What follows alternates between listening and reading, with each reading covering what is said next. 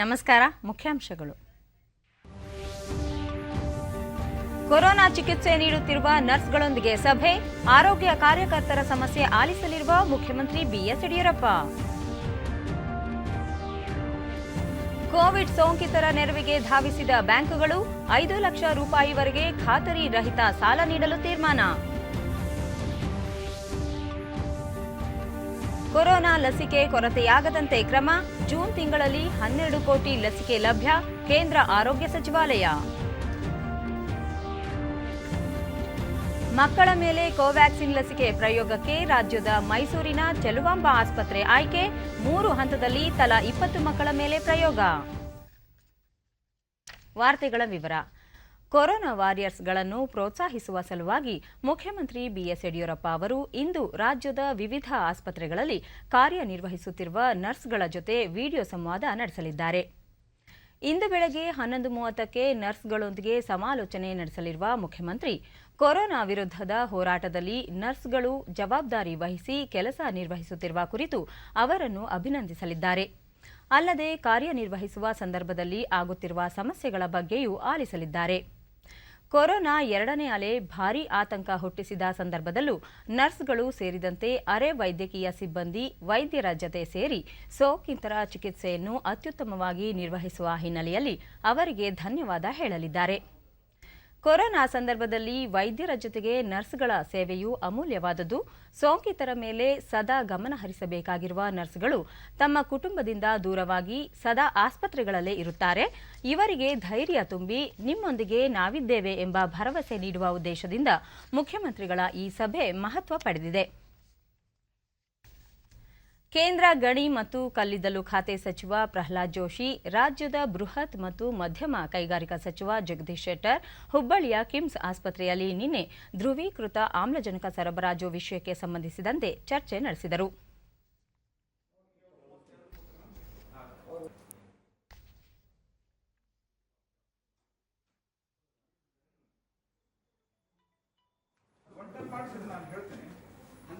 ನೀವು ಒಂಟಲ್ಲದ್ ಮಾಡಿದ್ರೆ ನಾನು ನಿಮ್ಮ ಮಂತ್ರಿಗಳಿಗೆ ಹೇಳ್ತೇನೆ. ಬಿಕಾಸ್ ನಿಮ್ಮ ಮಂತ್ರಿಗಳ ಕಾನ್ಸ್ಟಿಟ್ಯೂನ್ಸಿಯಲ್ಲಿ ಹೈಯೆಸ್ಟ್ 400 ಬೆಡ್ ಕೂಡ ಮೇಂಟೈನ್ ಮಾಡ್ಕೊಂಡು ಹೋಗ್ತೀವಿ. ಯಾಕಂದ್ರೆ ಕೆಲವರು ಅಲ್ಲಿ ಅಬ್ಜೆಕ್ಷನ್ ಮಾಡಿದ್ರು, ಈಗ 4 ಟನ್ ಬಟ್ 5 ಟನ್ ನಮಗೆ ಬಂದಿದೆ ಆಕ್ಸಿಜನ್ ಪ್ಲಾಂಟ್ಗಳನ್ನ. ನಂತರ ಸುದ್ದಿಗಾರರೊಂದಿಗೆ ಪ್ರಹ್ಲಾದ್ ಜೋಶಿ, ಅಗತ್ಯವಿರುವ ಆಕ್ಸಿಜನ್ ಅನ್ನು ಗಾಳಿಯಿಂದ ಉತ್ಪಾದನೆ ಮಾಡಲು ವ್ಯವಸ್ಥೆ ಮಾಡಲಾಗಿದೆ. ಕೇಂದ್ರ ಸರ್ಕಾರದಡಿ ಬರುವ ಉದ್ಯಮಗಳ ಸಾಮಾಜಿಕ ಹೊಣೆಗಾರಿಕೆ ನಿಧಿಯಡಿ ಆಮ್ಲಜನಕ ಉತ್ಪಾದನಾ ಘಟಕಗಳನ್ನು ನಿರ್ಮಿಸಲಾಗುತ್ತಿದೆ. ಕಿಮ್ಸ್ ಆವರಣದಲ್ಲಿ L&T ವತಿಯಿಂದ 1 ಟನ್ ಸಾಮರ್ಥ್ಯದ ಆಮ್ಲಜನಕ ಉತ್ಪಾದನೆ ಘಟಕಕ್ಕೆ ಭೂಮಿ ಪೂಜೆ ನೆರವೇರಿಸಲಾಗಿದೆ. ಮಂಗಳೂರು ರಿಫೈನರಿ ಮತ್ತು ಪೆಟ್ರೋಕೆಮಿಕಲ್ಸ್ ಲಿಮಿಟೆಡ್ ರಾಜ್ಯದಲ್ಲಿ 32 ಘಟಕಗಳ ನಿರ್ಮಾಣಕ್ಕೆ ಮುಂದಾಗಿದೆ. ನೇವಲಿ ಇಗ್ನೈಟ್ ಕಾರ್ಪೊರೇಷನ್ ರಾಜ್ಯದಲ್ಲಿ 9 ಆಮ್ಲಜನಕ ಉತ್ಪಾದನಾ ಘಟಕಗಳನ್ನು ನಿರ್ಮಿಸಲಿದೆ. ಇದರ ಟೆಂಡರ್ ಪ್ರಕ್ರಿಯೆ ಮುಗಿದಿದೆ ಎಂದು ಮಾಹಿತಿ ನೀಡಿದರು. ಸಾಧ್ಯ ಇರುವ ಎಲ್ಲ ಜಿಲ್ಲಾ ಆಸ್ಪತ್ರೆಗಳಲ್ಲಿ ನಮ್ಮ ಕಂಪನಿಗಳಿಂದ ನಾವು ಈ ಆಕ್ಸಿಜನ್ ಪ್ಲಾಂಟನ್ನು ಕೊಡುವ ವ್ಯವಸ್ಥೆ ಮಾಡಿದ್ದೇವೆ. ಈಗ ಪೆಟ್ರೋಲಿಯಂ ಮತ್ತು ನ್ಯಾಚುರಲ್ ಗ್ಯಾಸದ IOCಯಲ್ಲೂ MRPಯಲ್ಲೂ ಈ ಥರದ ಸಂಸ್ಥೆಗಳು ಕರ್ನಾಟಕದಲ್ಲಿ 32 ಕೊಟ್ಟಿದ್ದಾವೆ. ಈಗ ನೈವೇಲಿ ಲಿಗ್ನೈಟ್ ಕಾರ್ಪೊರೇಷನ್ ನಮ್ಮ ಇಲಾಖೆಯಲ್ಲಿ ಬರ್ತದೆ, ಅವರು ಕೂಡ 9 ಕೊಟ್ಟಿದ್ದಾರೆ. ಈಗ ಮೆಸೇಜ್ ಕಳಿಸಿದ್ದಾರೆ, ಅದರದ್ದು ಟೆಂಡರ್ ಆಗಿದೆ. ಅದರ ಜೊತೆಯಲ್ಲಿ L&T ಅವರಿಗೂ ಅವ್ರದ್ದು ನಮ್ಮ ಜೊತೆಗೆ, ನಮ್ಮ ಡಿಪಾರ್ಟ್ಮೆಂಟ್ ಜೊತೆಗೆ ಸಂಬಂಧ ಬರ್ತದೆ. ಅವ್ರದ್ದಂತೂ ರೆಡಿ ಟು ಇರೆಕ್ಟ್ ಪ್ಲ್ಯಾಂಟ್ ಬರ್ತಾಯಿದೆ. ಅದು ಜೂನ್ 8ಕ್ಕೆ ಬರ್ತಾಯಿದೆ. ಅದು 1 ಟನ್ನದ್ದಿದೆ. ಸೊ ಅದು ಜೂನ್ 8ಕ್ಕೆ ಅದು ಆಗತ್ತೆ. ಜೂನ್ 8 L&T ಇದ್ದು. ಅದಲ್ಲದೆ NMDC ಅವರು 2 ಪ್ಲ್ಯಾಂಟ್ ಕೊಟ್ಟಿದ್ದಾರೆ, 1 ಟನ್ನದ್ದು, ಒಂದು ಧಾರವಾಡದಲ್ಲಿ, ಒಂದು ಹುಬ್ಬಳ್ಳಿಯಲ್ಲಿ. ಈಗ MRPLದವ್ರು ಏನು ಕೊಟ್ಟಿದ್ರು ಅದನ್ನು ಒಂದು ಕಲಘಟಗಿ ಮತ್ತು ಒಂದು ಕುಂದಗೋಳ, ಇನ್ನೊಂದು ನವಲಗುಂದ ಕೊಡೋ ಪ್ರಯತ್ನ ಮಾಡ್ತಾಯಿದ್ದೆ. ಹೀಗೆ ಅಗತ್ಯ ಇರುವಂಥ ಆಕ್ಸಿಜನ್ ಗಾಳಿಯಿಂದನೇ ಉತ್ಪಾದನೆ ಮಾಡಲಿಕ್ಕೆ ಒಂದು ವ್ಯವಸ್ಥೆಯನ್ನು ಮಾಡಿದ್ದೇವೆ. ಕೊರೋನಾ ಸಾಂಕ್ರಾಮಿಕದ ಮಧ್ಯೆ ಸೋಂಕಿತರ ನೆರವಿಗೆ ಸಾರ್ವಜನಿಕ ವಲಯದ ಬ್ಯಾಂಕುಗಳು ಮುಂದಾಗಿದ್ದು, ಚಿಕಿತ್ಸೆ ಸೇರಿದಂತೆ ಸೋಂಕು ನಿವಾರಣೆ ಕ್ರಮಗಳಿಗೆ ಸಾಲ ಸೌಲಭ್ಯ ಘೋಷಿಸಿದೆ. ಭಾರತೀಯ ಬ್ಯಾಂಕ್ಗಳ ಸಂಘಟನೆ ಮತ್ತು ಸ್ಟೇಟ್ ಬ್ಯಾಂಕ್ ಆಫ್ ಇಂಡಿಯಾ ಜಂಟಿಯಾಗಿ ಭಾರತೀಯ ರಿಸರ್ವ್ ಬ್ಯಾಂಕ್ ಮತ್ತು ಕೇಂದ್ರ ಸರ್ಕಾರ ಘೋಷಿಸಿದ ವಿವಿಧ ಕಾರ್ಯಕ್ರಮಗಳನ್ನು ಆಧರಿಸಿ ನಿನ್ನೆ ಈ ಸಾಲ ಸೌಲಭ್ಯಗಳನ್ನು ಪ್ರಕಟಿಸಿದೆ. ಕೊರೋನಾ ನಿಯಂತ್ರಣ ಮತ್ತು ಅದರಿಂದ ಆಗುವ ಅನಾಹುತ ತಪ್ಪಿಸಲು ಬೆಂಬಲ ಕ್ರಮವಾಗಿ ಈ ನಿರ್ಧಾರ ಕೈಗೊಂಡಿರುವುದಾಗಿ ಹೇಳಿವೆ. ಬ್ಯಾಂಕ್ ಖಾತೆ ಹೊಂದಿರುವವರು ಮತ್ತು ಅವರ ಕುಟುಂಬ ಸದಸ್ಯರಿಗೆ ಕೊರೋನಾ ಚಿಕಿತ್ಸೆಯ ವೆಚ್ಚ ಭರಿಸಲು 5 ಲಕ್ಷ ರೂಪಾಯಿವರೆಗೆ ಖಾತರಿ ರಹಿತ ವೈಯಕ್ತಿಕ ಸಾಲ ನೀಡಲಾಗುವುದು. ಇದನ್ನು ಹೊರತುಪಡಿಸಿ ವೈದ್ಯಕೀಯ ಸಂಬಂಧಿ ವ್ಯಾಪಾರ ಕ್ಷೇತ್ರಕ್ಕೆ 2 ಕೋಟಿ ರೂಪಾಯಿವರೆಗೆ ಹಾಗೂ ಆರೋಗ್ಯ ಸೌಲಭ್ಯಗಳನ್ನು ಒದಗಿಸಲು 100 ಕೋಟಿ ರೂಪಾಯಿವರೆಗಿನ ಸಾಲ ಒದಗಿಸಲಾಗುವುದು. ಲಸಿಕೆ ತಯಾರಕರು, ಆಸ್ಪತ್ರೆಗಳು ಅಥವಾ ಔಷಧಾಲಯಗಳು, ಪ್ರಯೋಗಾಲಯಗಳು, ಆಮ್ಲಜನಕ ತಯಾರಕರು ಮತ್ತು ಪೂರೈಕೆದಾರರು, ವೆಂಟಿಲೇಟರ್ಗಳು, ಲಸಿಕೆಗಳನ್ನು ಆಮದು ಮಾಡಿಕೊಳ್ಳುವವರು ಮತ್ತು ಕೋವಿಡ್ ಸಂಬಂಧಿತ ಔಷಧ ತಯಾರಿಕಾ ಸಂಸ್ಥೆಗಳಿಗೆ ಈ ಸಾಲ ಸೌಲಭ್ಯ ಸಿಗಲಿವೆ ಎಂದು ಬ್ಯಾಂಕ್ಗಳ ಸಂಘಟನೆ ತಿಳಿಸಿದೆ.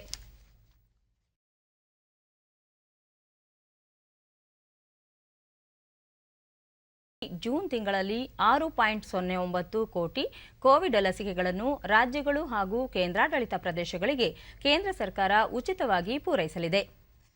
ಇದಲ್ಲದೆ ರಾಜ್ಯಗಳು, ಕೇಂದ್ರಾಡಳಿತ ಪ್ರದೇಶಗಳು ಹಾಗೂ ಖಾಸಗಿ ಆಸ್ಪತ್ರೆಗಳು ಲಸಿಕೆ ತಯಾರಕ ಸಂಸ್ಥೆಗಳಿಂದ ನೇರ ಖರೀದಿ ಮೂಲಕ 5.86 ಕೋಟಿ ಲಸಿಕೆ ಡೋಸ್ಗಳು ಲಭ್ಯವಿರಲಿವೆ.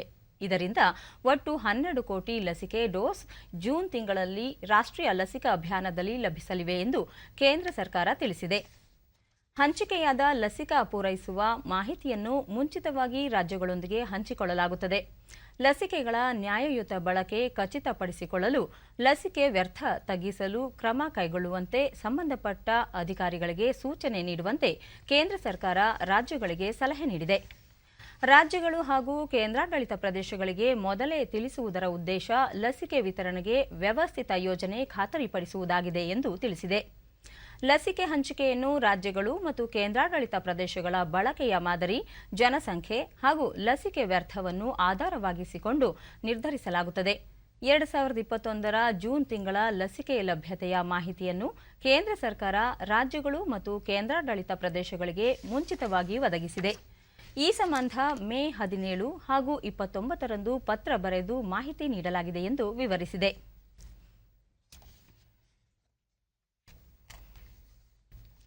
ರಾಷ್ಟ್ರೀಯ ಕೋವಿಡ್ ಲಸಿಕಾ ಕಾರ್ಯಕ್ರಮಕ್ಕೆ ಬರುವ ಜೂನ್ ತಿಂಗಳಲ್ಲಿ ಸುಮಾರು 12 ಕೋಟಿ ಲಸಿಕೆ ಲಭ್ಯವಾಗಲಿದೆ ಎಂದು ಕೇಂದ್ರ ಸರ್ಕಾರ ಹೇಳಿದೆ. ಈ ಕುರಿತು ಟ್ವೀಟ್ ಮಾಡಿರುವ ಆರೋಗ್ಯ ಸಚಿವಾಲಯ, ಮುಂಚೂಣಿ ಕಾರ್ಯಕರ್ತರು, ಆರೋಗ್ಯ ಕಾರ್ಯಕರ್ತರು 45 ವರ್ಷಕ್ಕಿಂತ ಮೇಲ್ಪಟ್ಟವರನ್ನು ಆದ್ಯತೆ ಎಂದು ಪರಿಗಣಿಸಿ ಅವರಿಗೆ ವಿತರಿಸಲು 6 ಕೋಟಿ 9 ಲಕ್ಷ ಡೋಸ್ ಲಸಿಕೆಯನ್ನು ರಾಜ್ಯಗಳು ಮತ್ತು ಕೇಂದ್ರಾಡಳಿತ ಪ್ರದೇಶಗಳಿಗೆ ಪೂರೈಸಲಾಗುವುದು. ಉಳಿದಂತೆ ರಾಜ್ಯಗಳು, ಕೇಂದ್ರಾಡಳಿತ ಪ್ರದೇಶಗಳು ಹಾಗೂ ಖಾಸಗಿ ಆಸ್ಪತ್ರೆಗಳು ನೇರವಾಗಿ ಸಂಗ್ರಹ ಮಾಡಿಟ್ಟುಕೊಳ್ಳಲು 5 ಕೋಟಿ 86 ಲಕ್ಷ ಲಸಿಕೆ ಒದಗಿಸಲಾಗುವುದು ಎಂದು ತಿಳಿಸಿದೆ.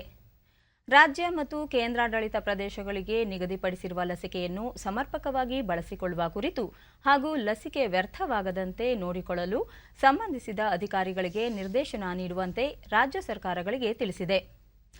ರಾಷ್ಟ್ರವ್ಯಾಪಿ ಲಸಿಕೆ ಕಾರ್ಯಕ್ರಮವನ್ನು ಸಮರ್ಪಕವಾಗಿ ಜಾರಿಗೊಳಿಸುವ ಉದ್ದೇಶದಿಂದ ಕೇಂದ್ರ ಸರ್ಕಾರ ರಾಜ್ಯ ಮತ್ತು ಕೇಂದ್ರಾಡಳಿತ ಪ್ರದೇಶಗಳಿಗೆ ಉಚಿತ ಲಸಿಕೆ ನೀಡಲಾಗುತ್ತಿದೆ. ರಾಷ್ಟ್ರೀಯ ಲಸಿಕಾ ಅಭಿಯಾನಕ್ಕೆಂದೇ 7 ಕೋಟಿ 94 ಲಕ್ಷ ಡೋಸ್ ಲಸಿಕೆ ನಿಗದಿಪಡಿಸಲಾಗಿದೆ ಎಂದು ತಿಳಿಸಿದೆ. ಕೊರೋನಾ ಸಂದರ್ಭದಲ್ಲಿ ನಾಗರಿಕರಿಗೆ ನೆರವಾಗಲು ದೇಶಾದ್ಯಂತ ಇರುವ 4 ಸಹಾಯವಾಣಿ ಸಂಖ್ಯೆಗಳ ಕುರಿತು ಜನರಿಗೆ ತಿಳಿಸುವಂತೆ ಕೇಂದ್ರ ಸರ್ಕಾರ ಮಾಧ್ಯಮಗಳಿಗೆ ಮನವಿ ಮಾಡಿದೆ. ಈ ಕುರಿತು ಕೇಂದ್ರ ಮಾಹಿತಿ ಮತ್ತು ಸಂವಹನ ಸಚಿವಾಲಯ 4 ಸಹಾಯವಾಣಿಗಳ ಸಂಖ್ಯೆಗಳನ್ನು ಪ್ರಕಟಿಸಿದೆ. ಆರೋಗ್ಯ ಮತ್ತು ಕುಟುಂಬ ಕಲ್ಯಾಣ ಸಚಿವಾಲಯದ ರಾಷ್ಟ್ರೀಯ ಸಹಾಯವಾಣಿ ಸಂಖ್ಯೆ 1075, ಮಹಿಳಾ ಮತ್ತು ಮಕ್ಕಳ ಕಲ್ಯಾಣ ಸಚಿವಾಲಯದ ಮಕ್ಕಳ ಸಹಾಯವಾಣಿ ಸಂಖ್ಯೆ 1098, ಸಾಮಾಜಿಕ ನ್ಯಾಯ ಮತ್ತು ಸಬಲೀಕರಣ ಸಚಿವಾಲಯದ ಹಿರಿಯ ನಾಗರಿಕರ ಸಹಾಯವಾಣಿ ಸಂಖ್ಯೆ 14567, ಮಾನಸಿಕ ಸಮಸ್ಯೆ ಕುರಿತ ನಿಮಾನ್ಸ್ ಸಹಾಯವಾಣಿ 08046110007. ಈ ಸಹಾಯವಾಣಿಗಳ ಮೂಲಕ ಕೊರೋನಾ ಚಿಕಿತ್ಸೆ ಕುರಿತ ಶಿಷ್ಟಾಚಾರ, ಸೋಂಕು ಸಂದರ್ಭದಲ್ಲಿ ನಡೆದುಕೊಳ್ಳಬೇಕಾದ ರೀತಿ ಹಾಗೂ ಲಸಿಕೆ ಕುರಿತಂತೆ ಹೆಚ್ಚಿನ ಜಾಗೃತಿ ಮೂಡಿಸುವುದು ಹಾಗೂ ಸಂಕಷ್ಟದ ಸಮಯದಲ್ಲಿ ಮಕ್ಕಳು, ಹಿರಿಯ ನಾಗರಿಕರ ನೆರವಿಗೆ ಧಾವಿಸಲು ಸಹಾಯವಾಗುತ್ತದೆ.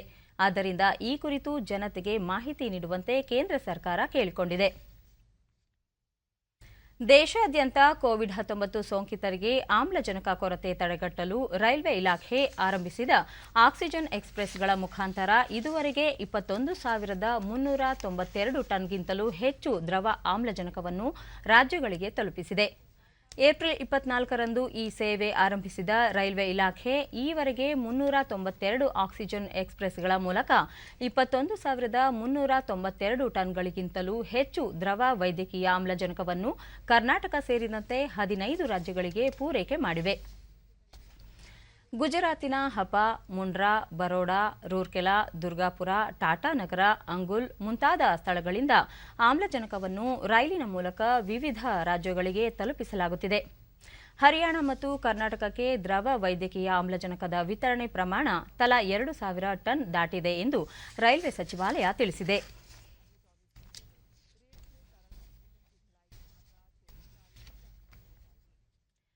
ಕೋವಿಡ್ 3ನೇ ಅಲೆ ಮಕ್ಕಳ ಮೇಲೆ ಪರಿಣಾಮ ಬೀರಲಿದೆ ಎಂದು ಹೇಳಲಾಗುತ್ತಿದ್ದು, ಭಾರತ್ ಬಯೋಟೆಕ್ ಕೋವ್ಯಾಕ್ಸಿನ್ ಲಸಿಕೆ ಪ್ರಯೋಗಕ್ಕೆ ಸಿದ್ಧತೆ ನಡೆಸಿದೆ. ಈ ಪ್ರಯೋಗಕ್ಕೆ ಆಯ್ಕೆಯಾಗಿರುವ ದೇಶದ ಆಸ್ಪತ್ರೆಗಳ ಪೈಕಿ ಮೈಸೂರಿನ ಚೆಲುವಾಂಬ ಸರ್ಕಾರಿ ಮಕ್ಕಳ ಆಸ್ಪತ್ರೆಯೂ ಒಂದಾಗಿದೆ. ಇದಕ್ಕೆ ಬೇಕಾದ ತಂತ್ರಜ್ಞಾನ ಹಾಗೂ ಪ್ರಯೋಗಾಲಯ ಸಿದ್ಧಪಡಿಸಲಾಗುತ್ತಿದೆ.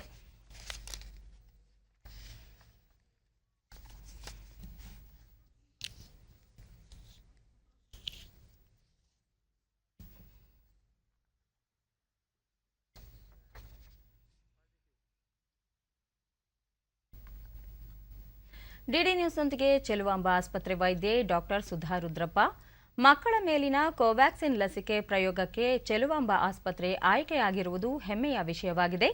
ನೈತಿಕ ಸಮಿತಿಯಲ್ಲಿ ಚರ್ಚೆ ನಡೆಸಿ ಮಕ್ಕಳ ಮೇಲೆ ಪ್ರಯೋಗ ನಡೆಸಲು ನಿರ್ಧರಿಸಲಾಗಿದೆ ಎಂದು ತಿಳಿಸಿದರು. ಸೆಲೆಕ್ಟ್ ಆಗಿರೋದು ನಮ್ಮ ಎಲ್ಲ ಸಿಬ್ಬಂದಿ ವರ್ಗದವರಿಗೂ ಹೆಮ್ಮೆ ಆಗುತ್ತೆ. ಏಕೆಂದರೆ ಇದು ಮಕ್ಕಳಿಗೆ ಕೋವ್ಯಾಕ್ಸಿನ್ ಕೊಟ್ಟು ಮುಂದೆ ತಾವು ಕೇಳಿದ್ರೆ ಕೋವಿಡ್ ತಡೆಗಟ್ಟೋದಕ್ಕೆ ನಾವು ಪ್ರಯತ್ನ ಮಾಡಬೇಕು. ಪ್ರೊಸೀಜರು ನಾವು ನಮ್ಮ ಮೈಸೂರು ವೈದ್ಯಕೀಯ ಕಾಲೇಜಿಗೆ ಸಂಬಂಧಪಟ್ಟಂತೆ ಎಥಿಕಲ್ ಕಮಿಟಿ ಅಂತ ಇದೆ. ಯಾವುದೇ ಒಂದು ಟ್ರಯಲ್ ಮಾಡಬೇಕಾದ್ರೂ ಎಥಿಕಲ್ ಕಮಿಟಿ ಕ್ಲಿಯರೆನ್ಸ್ ತಗೋಬೇಕು. ಮಕ್ಕಳ ತಜ್ಞ ಡಾಕ್ಟರ್ ಪ್ರದೀಪ್, 3 ಹಂತದಲ್ಲಿ ಲಸಿಕೆ ಪ್ರಯೋಗ ನಡೆಸಲಾಗುತ್ತಿದೆ. ಮೊದಲ ಹಂತದಲ್ಲಿ 12ರಿಂದ 18, ಎರಡನೇ ಹಂತದಲ್ಲಿ 6ರಿಂದ 12 ಹಾಗೂ ಮೂರನೇ ಹಂತದಲ್ಲಿ 2ರಿಂದ 6 ವರ್ಷದೊಳಗಿನ ಮಕ್ಕಳ ಮೇಲೆ ಪ್ರಯೋಗ ನಡೆಸಲಾಗುತ್ತಿದೆ. ಪ್ರತಿಯೊಂದು ಹಂತದಲ್ಲೂ 20 ಮಕ್ಕಳ ಮೇಲೆ ಕೋವ್ಯಾಕ್ಸಿನ್ ಲಸಿಕೆ ಪ್ರಯೋಗ ನಡೆಸಲಾಗುತ್ತಿದೆ ಎಂದು ಮಾಹಿತಿ ನೀಡಿದರು. ಫಸ್ಟ್ ಟೈಮ್ ಬಂದಾಗ ನಾವು RT-PCR ಅನ್ನು ಟೆಸ್ಟ್ ಮಾಡಿ ಮಗುವಿಗೆ ಕೊರೋನಾ ಇದೆಯೋ ಇಲ್ವೋ ಅಂತ ನೋಡ್ತೀವಿ. ಕೊರೋನಾ ಇಲ್ಲದೇ ಇರೋಂಥ ಮಕ್ಕಳನ್ನಷ್ಟೇ ತೊಗೊಳ್ತಾ ಇರೋದು. ಸೊ ಫಸ್ಟು ವ್ಯಾಕ್ಸಿನ್ ಕೊಡ್ತೀವಿ, ಫಸ್ಟ್ ಡೋಸು. ಅದ್ರ ಜೊತೆಗೆ ಬ್ಲಡ್ ಸ್ಯಾಂಪಲ್ ತೊಗೊತೀವಿ. ಪುನಃ 1 ತಿಂಗಳಾದಮೇಲೆ 2ನೇ ಡೋಸು ಇಂಜೆಕ್ಷನ್ ಕೊಟ್ಟು ಪುನಃ ಬ್ಲಡ್ ಸ್ಯಾಂಪಲ್ ತೊಗೊತೀವಿ. ಅದಾದಮೇಲೆ 2 ತಿಂಗಳು, 4 ತಿಂಗಳು, 6 ತಿಂಗಳು ಹೀಗೆ 3 ಸಾರಿ ಪುನಃ ಬ್ಲಡ್ ಸ್ಯಾಂಪಲ್ ತೊಗೊಂಡು ಅದು ಆ್ಯಂಟಿಬಾಡಿ ಟೈಟರ್ಸ್ ಅಂತ ನೋಡ್ತೀವಿ.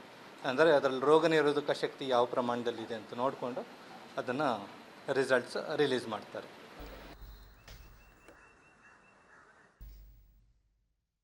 ರಾಜ್ಯದಲ್ಲಿ ನಿನ್ನೆ ಹೊಸದಾಗಿ 20,378 ಕೋವಿಡ್ ಪ್ರಕರಣಗಳು ದೃಢಪಟ್ಟಿದ್ದು, ಇದರೊಂದಿಗೆ ಒಟ್ಟು ಸೋಂಕು ಪ್ರಕರಣಗಳ ಸಂಖ್ಯೆ 25,57,827ಕ್ಕೆ ಏರಿಕೆಯಾಗಿದೆ. 28,053 ಮಂದಿ ಆಸ್ಪತ್ರೆಯಿಂದ ಬಿಡುಗಡೆಯಾಗಿದ್ದು, ಇದುವರೆಗೂ ಗುಣಮುಖರಾದವರ ಒಟ್ಟು ಸಂಖ್ಯೆ 22,17,117ಕ್ಕೆ ತಲುಪಿದೆ. ನಿನ್ನೆ 382 ಮಂದಿ ಸಾವನ್ನಪ್ಪಿದ್ದು, ಮೃತಪಟ್ಟವರ ಸಂಖ್ಯೆ 28,679ಕ್ಕೆ ಏರಿಕೆಯಾಗಿದೆ. ಸದ್ಯ ರಾಜ್ಯದಲ್ಲಿ 3,42,010 ಸಕ್ರಿಯ ಪ್ರಕರಣಗಳಿವೆ ಎಂದು ಆರೋಗ್ಯ ಮತ್ತು ಕುಟುಂಬ ಕಲ್ಯಾಣ ಇಲಾಖೆ ತಿಳಿಸಿದೆ. ಬೆಂಗಳೂರಿನಲ್ಲಿ ನಿನ್ನೆ 4,734 ಮಂದಿಗೆ ಸೋಂಕು ತಗುಲಿದ್ದು, ಒಟ್ಟು ಸೋಂಕು ಪ್ರಕರಣಗಳ ಸಂಖ್ಯೆ 11,59,237ಕ್ಕೆ ಏರಿಕೆಯಾಗಿದೆ. 6,078 ಮಂದಿ ಆಸ್ಪತ್ರೆಯಿಂದ ಬಿಡುಗಡೆಯಾಗಿದ್ದು, ಇದುವರೆಗೂ ಒಟ್ಟು 9,83,507 ಮಂದಿ ಗುಣಮುಖರಾಗಿದ್ದಾರೆ. ಸದ್ಯ 1,62,625 ಸಕ್ರಿಯ ಪ್ರಕರಣಗಳಿವೆ. ಬೆಂಗಳೂರಿನಲ್ಲಿ 213 ಮಂದಿ ಮೃತಪಟ್ಟಿದ್ದು, ಇದುವರೆಗೂ ಒಟ್ಟು 13,104 ಮಂದಿ ಸಾವನ್ನಪ್ಪಿದ್ದಾರೆ.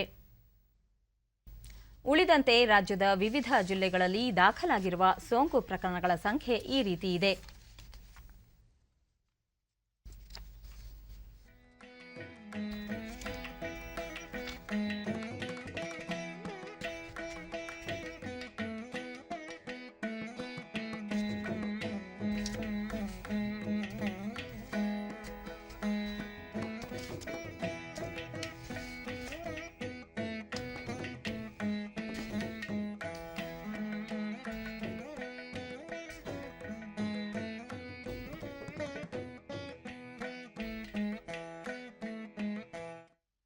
ದೇಶದಲ್ಲಿ ಕಳೆದ 24 ಗಂಟೆಗಳಲ್ಲಿ 1,52,734 ಹೊಸ ಸೋಂಕು ಪ್ರಕರಣಗಳು ದಾಖಲಾಗಿದ್ದು, ಇದರಿಂದಾಗಿ ಒಟ್ಟು ಸೋಂಕಿತರ ಸಂಖ್ಯೆ 2,80,47,534ಕ್ಕೆ ಏರಿಕೆಯಾಗಿದೆ.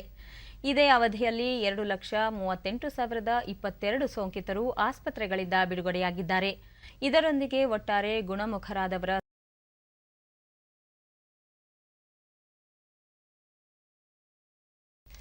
ಚೇತರಿಕೆಯ ಪ್ರಮಾಣ 91.60ಗೆ ಏರಿಕೆಯಾಗಿದೆ.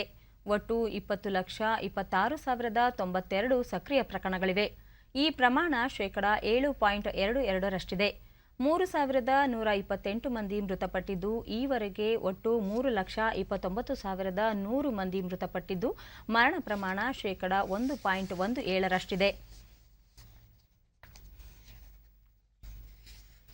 ದೇಶದಲ್ಲಿ ಲಸಿಕೆ ಅಭಿಯಾನ ವಿಶೇಷವಾಗಿ ಮುಂದುವರೆದಿದೆ. ಇದುವರೆಗೆ 21,51,54,129 ಮಂದಿಗೆ ಲಸಿಕೆ ನೀಡಲಾಗಿದೆ ಎಂದು ಕೇಂದ್ರ ಆರೋಗ್ಯ ಸಚಿವಾಲಯ ತಿಳಿಸಿದೆ. ದೇಶದಲ್ಲಿ ಕೊರೋನಾ ಮಾದರಿಗಳ ಪರೀಕ್ಷಾ ಸಾಮರ್ಥ್ಯದಲ್ಲಿ ನಿರಂತರವಾಗಿ ಹೆಚ್ಚಳ ಮಾಡಲಾಗುತ್ತಿದ್ದು, ಇದುವರೆಗೆ ಒಟ್ಟು 34,48,66,883 ಮಂದಿಗೆ ಕೊರೋನಾ ಮಾದರಿ ಪರೀಕ್ಷೆ ನಡೆಸಲಾಗಿದೆ. ನಿನ್ನೆ ಒಂದೇ ದಿನ 16,83,135 ಮಂದಿಯ ಮಾದರಿ ಪರೀಕ್ಷಿಸಲಾಗಿದೆ ಎಂದು ಭಾರತೀಯ ವೈದ್ಯಕೀಯ ಸಂಶೋಧನಾ ಮಂಡಳಿ ಐಸಿಎಂಆರ್ ತಿಳಿಸಿದೆ.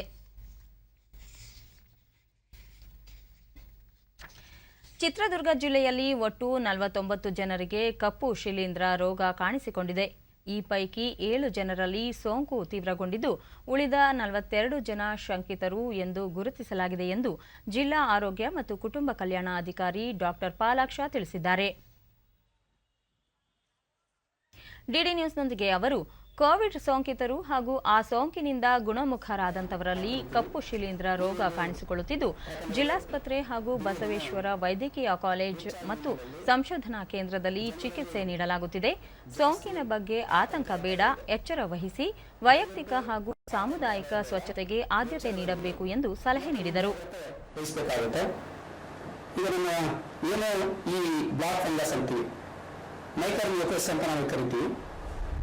ಇದು ಸಾಮಾನ್ಯವಾಗಿ ಕೋವಿಡ್ ಇರ್ತಕ್ಕಂಥ ಪೇಷಂಟ್ಗಳಿಗೆ, ಪೋಸ್ಟ್ ಕೋವಿಡ್ ಪೇಷಂಟ್ಸ್ಗಳಿಗೆ ಇದು ಬರುತ್ತೆ. ಇದು ಸಾಮಾನ್ಯವಾಗಿ ಲಕ್ಷಣಗಳು ಏನಂತಂದ್ರೆ ಹೆಡ್ಡೇಕ್ ಇರುತ್ತೆ, ಹೆವಿನೆಸ್ ಇರುತ್ತೆ, ಮತ್ತು ಏನು ಕಣ್ಣು ಊತ ಬರುತ್ತೆ, ಜ್ವರ ಇರುತ್ತೆ, ಮತ್ತು ಉಸಿರಾಟ ತೊಂದರೆ ಇರುತ್ತೆ. ಈ ಥರ ಲಕ್ಷಣಗಳು ಬಂದಾಗ ಮುಂಜಾಗ್ರತೆಯಾಗಿ ನಾವು ಕಿವಿ, ಮೂಗು, ಗಂಟಲು ತಜ್ಞರನ್ನು ಸಂಪರ್ಕಿಸಿ ಚಿಕಿತ್ಸೆ ತೆಗೆದುಕೊಳ್ಳಬೇಕಾಗುತ್ತೆ. ಆ ನಿಟ್ಟಿನಲ್ಲಿ ಜನಗಳು ಜಾಗೃತರಾಗಬೇಕಾಗುತ್ತೆ. ಏನು ಕೋವಿಡ್ಗೆ ಸಂಬಂಧಪಟ್ಟ ಹಾಗೆ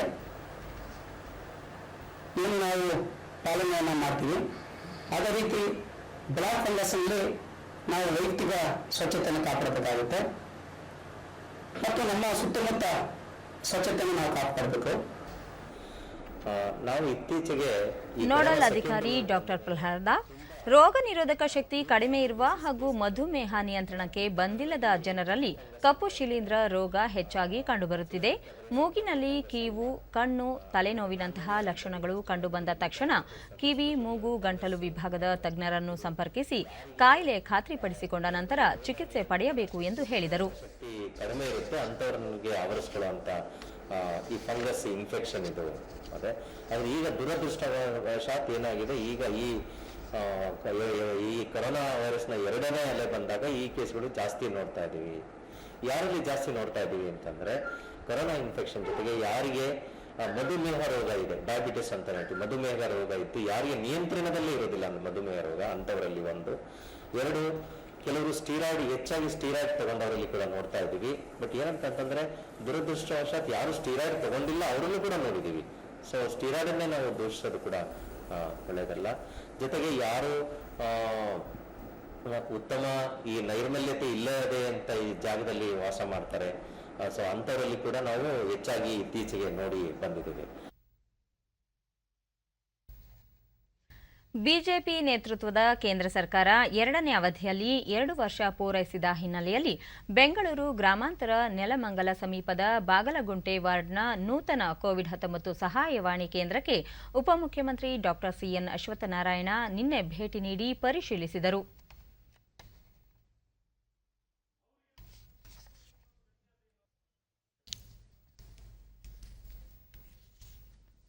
ನಂತರ ಕೋವಿಡ್ ಹಿನ್ನೆಲೆಯಲ್ಲಿ ರಾಜ್ಯ ಸರ್ಕಾರ ವಿಶೇಷವಾಗಿ ಆರೋಗ್ಯ ಕ್ಷೇತ್ರದ ಸುಧಾರಣೆ ಹಾಗೂ ಜನರ ಜೀವ ರಕ್ಷಣೆಗೆ ಹೆಚ್ಚು ಒತ್ತು ನೀಡಿ ಕೆಲಸ ಮಾಡುತ್ತಿದೆ ಎಂದರು. ಗ್ರಾಮೀಣ ಪ್ರದೇಶಗಳಲ್ಲಿ ಕೋವಿಡ್ ಪ್ರಕರಣಗಳ ಸಂಖ್ಯೆ ಹೆಚ್ಚುತ್ತಿದ್ದು, ಜಿಲ್ಲಾಡಳಿತದ ಮುಖಾಂತರ ವೈದ್ಯರ ನಡೆ ಹಳ್ಳಿಯೆಡೆಗೆ ಎಂಬ ಕಾರ್ಯಕ್ರಮ ರೂಪಿಸಲಾಗಿದೆ. ಈ ಮೂಲಕ ಗ್ರಾಮೀಣ ಜನರಲ್ಲಿ ಜಾಗೃತಿ ಮೂಡಿಸುವುದರ ಜೊತೆಗೆ ಕೋವಿಡ್ 3ನೇ ಅಲೆ ಎದುರಿಸಲು ಸಿದ್ಧತೆ ನಡೆಸಿದ್ದೇವೆ ಎಂದು ಹೇಳಿದರು. ದೇಶಕ್ಕೆ ಮಾದರಿಯಾಗುವಂಥ ರೀತಿ ಕೆಲಸ ವೈದ್ಯರ ನಡೆ ಹಳ್ಳಿಯ ಕಡೆ ಅಂತ ಮಾಡಿ ಅವ್ರ ವೈದ್ಯರನ್ನೆಲ್ಲರನ್ನು ಎಲ್ಲ ಗ್ರಾಮಗಳಲ್ಲೂ ಕ್ಯಾಂಪನ್ನು ಮಾಡೋಂಥದ್ದು ಮತ್ತು ಮನೆಯಲ್ಲಿ ಹೋಮ್ ಐಸೋಲೇಷನ್ ಆಗ್ತಿದ್ದವ್ರನ್ನ ಕಡ್ಡಾಯವಾಗಿ ಇವತ್ತೆಲ್ಲ ಕೋವಿಡ್ ಕೇರ್ ಸೆಂಟರ್ಗೆ ಅವ್ರನ್ನ ವರ್ಗಾಯಿಸಿ ಎಲ್ಲವನ್ನೂ ವೇಗದಲ್ಲಿ ಪರೀಕ್ಷೆ ಮಾಡೋಂಥದ್ದಾಗಲಿ ಅವ್ರಿಗೆ ಔಷಧಿ ಮಾತ್ರೆ ಕೊಡುವಂಥದ್ದಾಗಲಿ ಕಡ್ಡಾಯವಾಗಿ ಕೋವಿಡ್ ಕೇರ್ ಸೆಂಟರ್ಗೆ ವರ್ಗಾಯಿಸುವಂಥದ್ದು ಇನ್ನೆಲ್ಲವನ್ನು ಮಾಡಿ ಭಾಳ ಪರಿಣಾಮಕಾರಿಯಾಗಿ ಜನರ ಜೀವನ ಉಳಿಸುವಂಥದ್ದು ಇದನ್ನು ಹರಡುವಂಥದ್ದನ್ನು ತಡೆಗಟ್ಟುವಲ್ಲಿ ಯಶಸ್ವಿಯಾಗಿ. ಲಾಕ್ಡೌನ್ ಹಿನ್ನೆಲೆಯಲ್ಲಿ ಲಾರಿ ಚಾಲಕರು, ನಿರ್ವಾಹಕರು, ಕೂಲಿ ಕಾರ್ಮಿಕರಿಗೆ ರಾಮನಗರದ ಮೂಸಾ ಹರೂನ್ ಎಜುಕೇಷನ್ ಟ್ರಸ್ಟ್ನಿಂದ ಕೆಲ ಹೆದ್ದಾರಿ ಹಾಗೂ ನಿಲ್ದಾಣಗಳಲ್ಲಿ ಪ್ರತಿನಿತ್ಯ ಆಹಾರ ವಿತರಿಸಲಾಗುತ್ತಿದೆ. ಹಸಿವಿನಿಂದ ಬಳಲುತ್ತಿರುವ ನೂರಾರು ಮಂದಿಗೆ ಊಟದ ಪೊಟ್ಟಣಗಳನ್ನು ಒದಗಿಸಲಾಗುತ್ತಿದೆ.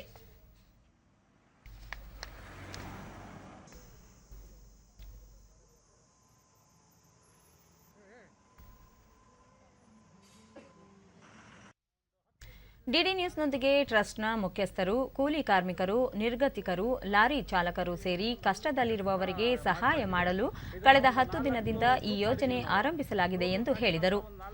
ಒಂದೊಂದು ಗ್ರೂಪ್ 4 ಜನ, ಅದರಲ್ಲಿ ಒಂದು ಬಂದು ಟೊಯೋಟಾ ಆ್ಯಂಡ್ ಕಿರ್ಲೋಸ್ಕರ್ ಪ್ರದೇಶದಲ್ಲಿ ಒಂದು 100 ಪ್ಯಾಕೆಟ್ ಹಂಚ್ತಾ ಇದ್ದೀವಿ. ಇನ್ನೂ ಒಂದು 100 ಪ್ಯಾಕೆಟ್ ಬಂದು ನಾವು ಊರಲ್ಲಿ ಬಡವರು ಇದರಿಂದ ಅಲ್ಲಿ ಒಂದು 100 ಪ್ಯಾಕೆಟ್ ಹಂಚ್ತಾ ಇದ್ದೀವಿ. ಇನ್ನೂ ಒಂದು 100 ಪ್ಯಾಕೆಟ್ ಬಂದು ಬೆಂಗಳೂರಿಂದ ಮೈಸೂರು ಹೋಗೋ ಕಡೆ ಪ್ರಯಾಣಿಕರನ್ನ ಲಾರಿಗಳನ್ನ ಅವ್ರನ್ನ ಇದನ್ನು ಸಪ್ಲೈ ಮಾಡ್ತಾ ಇದ್ದೀವಿ. ಇನ್ನೂ ಒಂದು 100 ಪ್ಯಾಕೆಟ್ ಬಂದು ಮೈಸೂರು ಕಡೆಯಿಂದ ಬೆಂಗಳೂರಿಗೆ ಹೋಗುವಂಥ ಪ್ರಯಾಣಿಕರನ್ನ ಅದನ್ನು ಇದು ಮಾಡ್ತಾ ಇದ್ದೀವಿ.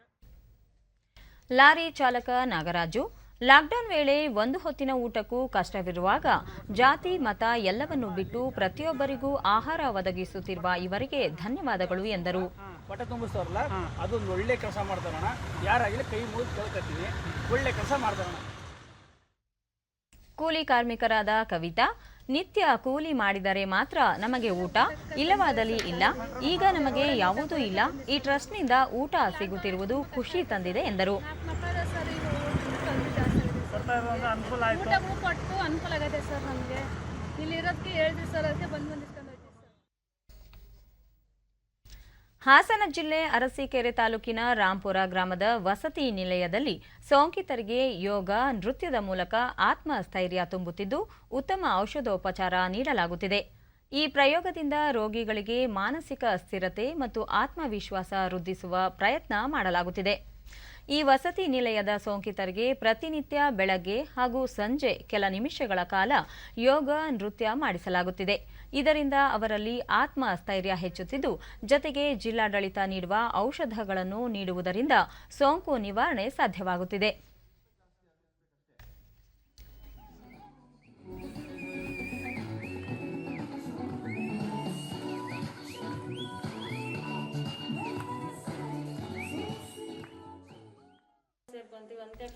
ಡಿಡಿ ನ್ಯೂಸ್ನೊಂದಿಗೆ ಸೋಂಕಿತ ಮಹಿಳೆ, ಕೇರ್ ಸೆಂಟರ್ನಲ್ಲಿ ಔಷಧೋಪಚಾರ, ಉತ್ತಮ ಗುಣಮಟ್ಟದ ಚಿಕಿತ್ಸೆ ದೊರೆಯುತ್ತಿದ್ದು ಆದಷ್ಟು ಬೇಗ ಗುಣಮುಖರಾಗುವ ವಿಶ್ವಾಸವಿದೆ ಎಂದರು.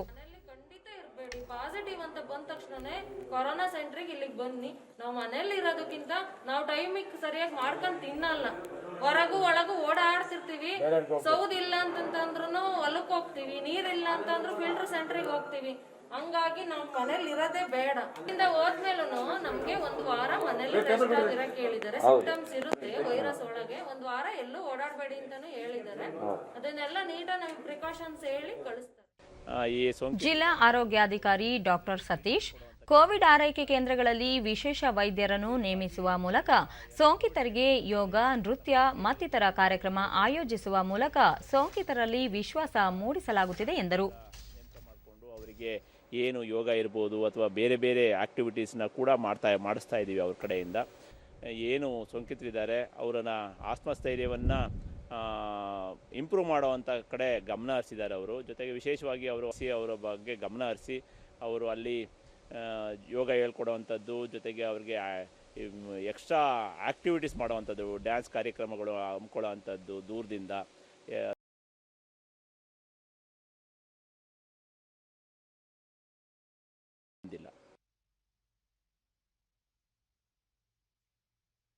ಇಂದು ತಂಬಾಕು ವಿರೋಧಿ ದಿನ. ತಂಬಾಕು ಸೇವನೆಯಿಂದ ಆಗುವ ದುಷ್ಪರಿಣಾಮಗಳ ಕುರಿತು ಜನಜಾಗೃತಿ ಮೂಡಿಸುವ ಸಮಯವಿದು. ತಂಬಾಕು ಸೇವನೆಯಿಂದ ಪ್ರತಿನಿತ್ಯ ಸಾವಿರಾರು ಮಂದಿ ಮಾರಣಾಂತಿಕ ಕಾಯಿಲೆಗಳಿಗೆ ತುತ್ತಾಗುವುದರ ಜೊತೆಗೆ ನೂರಾರು ಮಂದಿ ಪ್ರಾಣ ಕಳೆದುಕೊಳ್ಳುತ್ತಿದ್ದಾರೆ. ಈ ಕುರಿತು ಜಾಗೃತಿ ಮೂಡಿಸಿ ತಂಬಾಕು ಸೇವನೆಯನ್ನು ಕ್ರಮೇಣ ನಿಯಂತ್ರಿಸುವ ಉದ್ದೇಶದಿಂದ ತಂಬಾಕು ವಿರೋಧಿ ದಿನ ಆಚರಿಸಲಾಗುತ್ತದೆ. ಪ್ರತಿ ವರ್ಷ ಈ ದಿನದಂದು ತಂಬಾಕಿನಿಂದ ಆಗುವ ಅನಾಹುತಗಳ ಕುರಿತು ವಿವಿಧ ಕಾರ್ಯಕ್ರಮಗಳು, ಪ್ರಬಂಧ ಸ್ಪರ್ಧೆ, ಭಾಷಣ ಸ್ಪರ್ಧೆಗಳನ್ನು ಏರ್ಪಡಿಸುವ ಮೂಲಕ ಜಾಗೃತಿ ಮೂಡಿಸಲಾಗುತ್ತಿತ್ತು. ಆದರೆ ಈ ಬಾರಿ ಕೊರೋನಾ ಸೋಂಕು ಹೆಚ್ಚಾಗಿರುವುದರಿಂದ ಸಾರ್ವಜನಿಕ ಕಾರ್ಯಕ್ರಮಗಳು ನಡೆಯುತ್ತಿಲ್ಲ. ಹೀಗಿದ್ದರೂ ನಾನಾ ರೀತಿಯಲ್ಲಿ ಜಾಗೃತಿ ಮೂಡಿಸುವ ಕೆಲಸಗಳು ಆಗುತ್ತಿವೆ. ಈ ಕುರಿತು ಟ್ವೀಟ್ ಮಾಡಿರುವ ಆರೋಗ್ಯ ಸಚಿವ ಡಾಕ್ಟರ್ ಕೆ ಸುಧಾಕರ್, ಪ್ರತಿ ವರ್ಷ ತಂಬಾಕು 80 ಲಕ್ಷ ಮಂದಿಯನ್ನು ಕೊಲ್ಲುತ್ತದೆ. ಅದರಲ್ಲಿ 70 ಲಕ್ಷ ಮಂದಿ ತಂಬಾಕಿನ ನೇರ ಬಳಕೆಯಿಂದ ಮೃತಪಟ್ಟರೆ 10 ಲಕ್ಷ ಮಂದಿ ಧೂಮಪಾನಿಗಳು ಹೊರಹಾಕುವ ಹೊಗೆಯಿಂದ ಮೃತರಾಗುತ್ತಿದ್ದಾರೆ. ಅದರಿಂದ ನಿಮಗೆ ತಂಬಾಕಿನ ಅಗತ್ಯವಿಲ್ಲ, ತಂಬಾಕಿಗೆ ವಿದಾಯ ಹೇಳಿ ಎಂದಿದ್ದಾರೆ. ಮುಂಬೈ ಷೇರು ಮಾರುಕಟ್ಟೆಯಲ್ಲಿಂದು ಆರಂಭಿಕ ವಹಿವಾಟಿನಲ್ಲಿ ಷೇರು ಸಂವೇದಿ ಸೂಚ್ಯಂಕ ಸೆನ್ಸೆಕ್ಸ್ 64 ಅಂಕಗಳ ಇಳಿಕೆಯೊಂದಿಗೆ 51,359ರಲ್ಲಿ ವಹಿವಾಟು ಆರಂಭಿಸಿದೆ. ರಾಷ್ಟ್ರೀಯ ಸಂವೇದಿ ಸೂಚ್ಯಂಕ ನಿಫ್ಟಿ ಸಹ 18 ಅಂಕಗಳ ಇಳಿಕೆಯೊಂದಿಗೆ 15,418ರಲ್ಲಿತ್ತು. ಅಂತಾರಾಷ್ಟ್ರೀಯ ಮಾರುಕಟ್ಟೆಯಲ್ಲಿ ಡಾಲರ್ ಎದುರು ರೂಪಾಯಿ ಮೌಲ್ಯ 17 ಪೈಸೆ ಇಳಿಕೆಯಾಗಿ ಡಾಲರ್ ಬೆಲೆ 73.51 ರೂಪಾಯಿಯಷ್ಟಿದೆ. ಈಗ ಇಂದಿನ ಪತ್ರಿಕೆಗಳ ಇಣುಕೋನೋಟ. ಸೋಂಕು ವಿರುದ್ಧ ಶಕ್ತಿ ಮೀರಿ ಟೀಂ ಇಂಡಿಯಾ ಹೋರಾಟ, ಮನ್ ಕಿ ಬಾತ್ ಕಾರ್ಯಕ್ರಮದಲ್ಲಿ ಪ್ರತಿಪಾದನೆ. ಬ್ಲ್ಯಾಕ್ ಫಂಗಸ್ ಸಾವಿನ ಬಗ್ಗೆ ಆಡಿಟ್, ರಾಜ್ಯದಲ್ಲಿ ಬ್ಲ್ಯಾಕ್ ಫಂಗಸ್ ಸಾವಿನ ಸಂಖ್ಯೆ ಬಗ್ಗೆ ಗೊಂದಲ, ಈವರೆಗೆ ಸುಮಾರು 30ರಿಂದ 35 ಸಾವು, ಆರೋಗ್ಯ ಸಚಿವ. ಆಮ್ಲಜನಕ ಘಟಕಕ್ಕೆ ಸುಲಭ ಸಾಲ, ತುರ್ತು ಸಾಲ ಖಾತರಿ ಯೋಜನೆಯಡಿ ರೂಪಾಯಿ 2 ಕೋಟಿಯವರೆಗೂ ನೆರವು. ಲಾಕ್ಡೌನ್ ವಿಸ್ತರಿಸುವಂತೆ ತಜ್ಞರು ವರದಿ ಸಲ್ಲಿಸಿಲ್ಲ, ಪರಿಸ್ಥಿತಿ ಅವಲೋಕಿಸಿ ಜೂನ್ 5-6ರಂದು ತೀರ್ಮಾನ. 2ನೇ ಹಂತದ ಪರಿಹಾರ ಪ್ಯಾಕೇಜ್ಗೆ ಸಿದ್ಧತೆ, ಸಿಎಂ ಬಿಎಸ್ವೈ ಹೇಳಿಕೆ.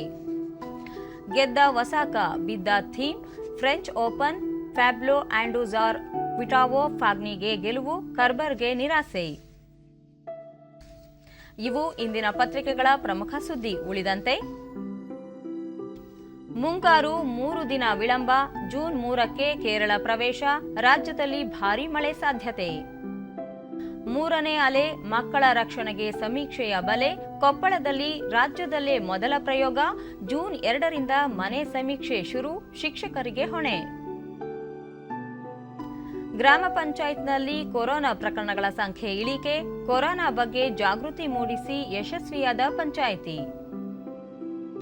46 ದಿನದಲ್ಲೇ ಕಡಿಮೆ ಸೋಂಕು, 24 ಗಂಟೆಯಲ್ಲಿ 1.65 ಲಕ್ಷ ಮಂದಿಗೆ ಕೊರೋನಾ.